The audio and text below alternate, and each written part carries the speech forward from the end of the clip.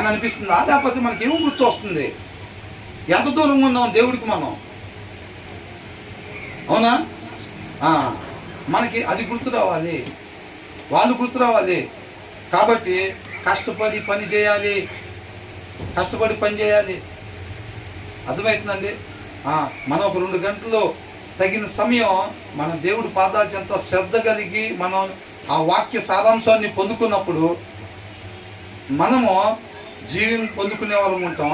At the same time మిగతా వాళ్ళకు కూడా ఎక్కడికి వెళ్ళినా సరే ఆ జీవాన్ని అందించేవారుగా ఉంటాము. అది ఇతరుల కొరకు మన చేతుల్లో కష్టపడటం అంటే అది. అర్థమవుతుందండి? ఇతరుల కొరకు మన చేతుల్లో కష్టపడటం అంటే అది. ప్రార్థించేవారుగా ఉండాలన్నమాట. ఆ బలాన్ని పొందుకుంటేనే మనం ఏమనుకుంటామంటే ఇక్కడ కూర్చొని ఆ సత్యం అనే సారం మనం బయట ప్రకాశింపు చేయాలి అని అనుకుంటాం. అనుకున్నట్టుగా జరగాలంటే దానికి కావాల్సిన బలం కావాలన్నమాట. అది ప్రార్థన ద్వారా వచ్చింది. కాబట్టి మనం మోకరించి ఆయనతో సరైన సహవాసం కలిగి ఉన్నప్పుడు ఆయన గుణ లక్షణం అంటుకట్టామనుకోండి, మనం అంటు ఎందుకు కడతాం చెప్పండి? దీని లక్షణాలు దీనికి రావాలని కడతాం, అవునా కదా?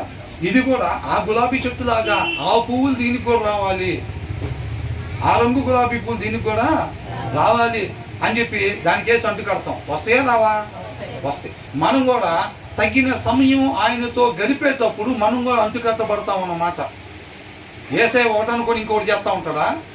ఏమనుకుంటాడు? తండ్రి ఏదైతే చెప్పాడు అదే చేద్దాం అనుకుంటాడు, దాని ప్రకారంగానే చేస్తాడు. మనం కూడా ఆయనతో అంటు కట్టబడ్డాం అనుకోండి, తగిన సమయం రోజు ప్రార్థనలో గడుపుతున్నాం అనుకోండి, తగిన సమయం వాక్యం చదువుతున్నాం అనుకోండి, ఆయన గుణలక్షణాలు మనలోకి వస్తాయి, ఆయన బలం మనలోనికి వచ్చింది. అర్థమవుతుందండి? అప్పుడు దాని ప్రకారంగా మనం జీవించి ఆ జీవాన్ని అవతలకు మనం కనపరిచే వారంగా ఉంటాము. అది కష్టపడటం అంటే. అర్థమవుతుందండి? అంతేదే కానీ ఇక బాగా కష్టపడి బస్తాలు దాచుకోండి, ఇక బాగా కష్టపడి మీరు ప్రమోషన్ మీద ప్రమోషన్ తెచ్చుకొని లక్షల జీతాలు పెంచుకొని లక్షల అకౌంట్లో వేసేసుకోండి, అది కాదండి చెప్తుంది. అర్థమవుతుందా? కానీ ఇక్కడ కూడా నమ్మకంగా పనిచేయాలి. మనం నమ్మకంగా మన యజమానుడు ఎవరైతే మనం పెట్టుకున్నారో నమ్మకంగా కష్టపడి పనిచేయాలి. మనం బ్రతుకుతా ఇతరులకు కూడా మనం సహాయం చేయాలి. కాకపోతే దాన్ని ఆత్మీయ కోణంలో మనం తీసుకోవాలి అని అంటున్నాడు. అది అందుకనే 19వ వచనంలో ఏమనుంది? ఆ కడుపు నిండా అన్నం దొరికిద్దంట. అవునా? పొలం దగ్గర కూర్చొని ప్లాన్ చేసుకుంటున్నాడు అనుకోండి, వాళ్ళ ప్లేట్లో ఒక అన్నం వచ్చిద్దా? ఏమొచ్చింది చెప్పండి? లేమితనం, తినటానికి లేకపోవటం.